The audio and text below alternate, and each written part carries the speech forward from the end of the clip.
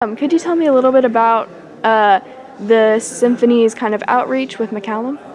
Sure. Well, every year we visit a number of high schools in the area to play music that perhaps the high school students don't normally gravitate towards.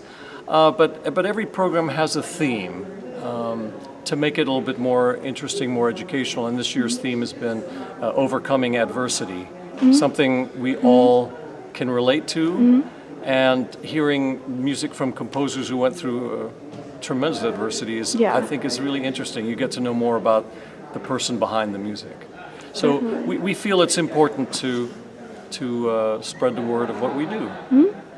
So again, how many years have you been doing this? So I've been with the Austin Symphony for 20. This is my 21st season. Wow. Yeah, and it feels like yesterday. So there were 5 pieces played, right? Let me count. Beethoven, Boulanger, Shostakovich, Still, Korngold, and Tchaikovsky. That's right. 6 actually. 6 pieces. 6. Yeah. So can you just tell me a little bit about how those pieces relate to this theme of adversity? Sure. Well, I chose.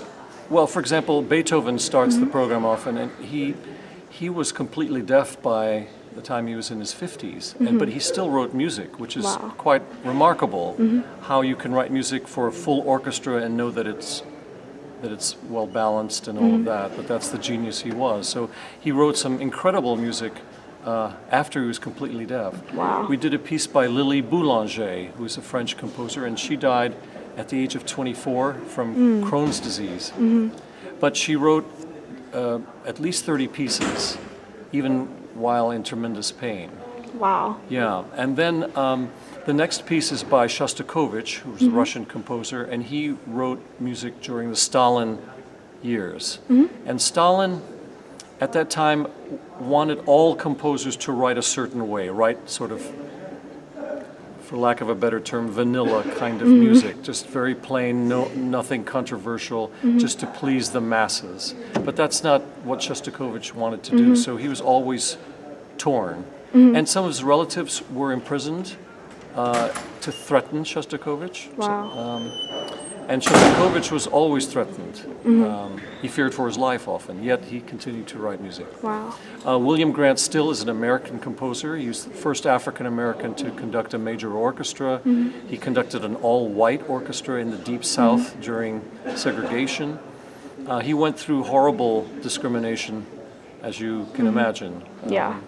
And I mentioned Green Book during the concerts. That movie is out now, and that gives you a glimpse of what artists went through at that time.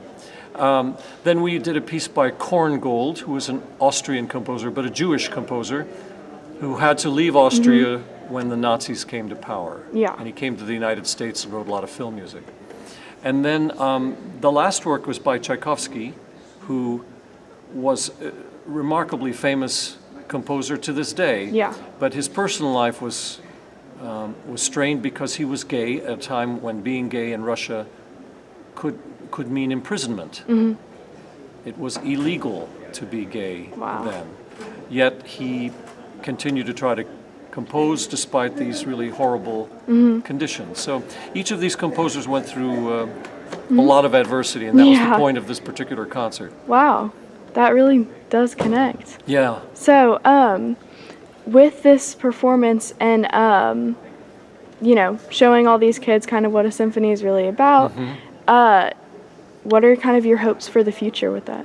Well, we hope that, first of all, if there are students in the audience who have never heard a live orchestra before, that they were interested or excited enough about the sound and the music that we play that they may want to come and hear a concert where we play at the Long Center. Yeah. And that's the number one goal. And the number 2 goal is really just to expose this kind of music to an age group that may not gravitate towards classical music. I know people listen to hip-hop or rap or whatever they might listen to on the radio, but classical may not be the first choice.